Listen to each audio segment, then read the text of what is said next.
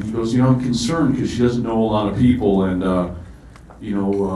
just how she'll be received. I said, Jim, when you come down, why don't I get a number of the college students together? They can meet her personally and kind of give her a pre-entrance into our college. And that's just what happened. Jim Baker came down and brought his daughter. We gave her a great welcome and brought people. And Jim was so overjoyed.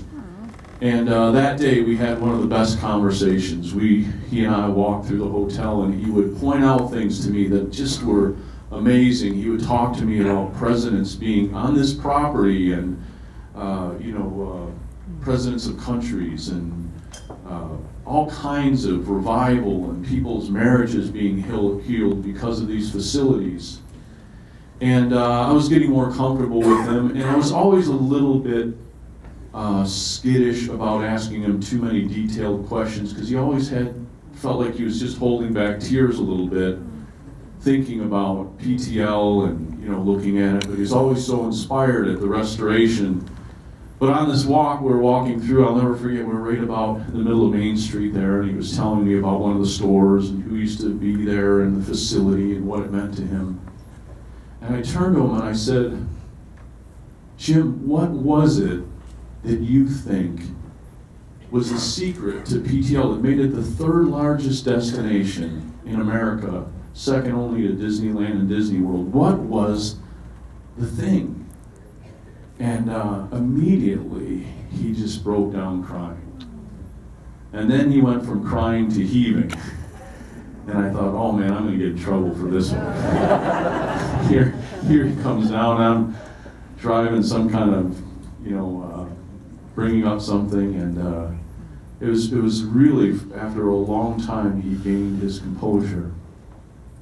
And he said something, it was amazing, I don't think I'll ever forget it. He said, Dave, no one has ever asked me that question. People wanted to know about the scandal and how this happened and time in prison, and they wanted to know about how the radio station works so that they could reproduce it in the television and the mailing lists, and they wanted to know about Tammy and just different stuff. But no one's ever asked me what it was that really made this place great. So I felt better about that. A little profound, actually. And he said this to me. He said, people are spiritual. They want to come. They want their marriages restored. They want to hear from God. They want to receive from the Lord. They're spiritual.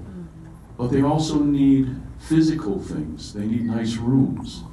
They need places to eat. They want to have good reception. They want to have clean tables that they can talk with their friends. And they want to have places their kids can go. And they want to be able to walk outside and be refreshed. And he goes, when we learned that, we were the first ministry to start putting in things like water parks and restaurants right in the sanctuary and stuff like that.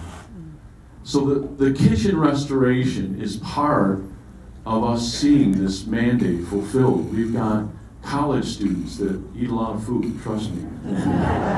We've got residents that live here and people like yourself, and for all the time that I've been here, all the time we've been laboring in this building, as you can see, that was the original picture of this incredible cafe during the PTL days. Listed in the Guinness Book of World Records at one point for most meals served in a single setting. Wow. There's Jim there behind the scenes. You can go to the next slide. And this is what it looked like when we first found it. And this is probably after it was cleaned up a little bit, honestly. Homeless people had broken in, things were destroyed, things were left to rot.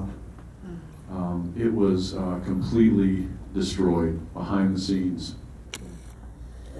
And through your help, through your generous efforts, we were able to go through here systematically. See, all the ceiling tiles were coming down, all the sinks were just destroyed. And again, this is after it was cleaned up a little bit, certainly nothing. But now, look at the kitchen restoration in place.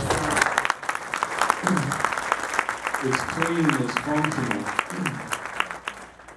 And for the first time in our history, ladies and gentlemen, we're proud to be going through that and giving you all a tour of the restoration of the Heritage International Ministries Grand Cafe Kitchen. So let's give the Lord a hand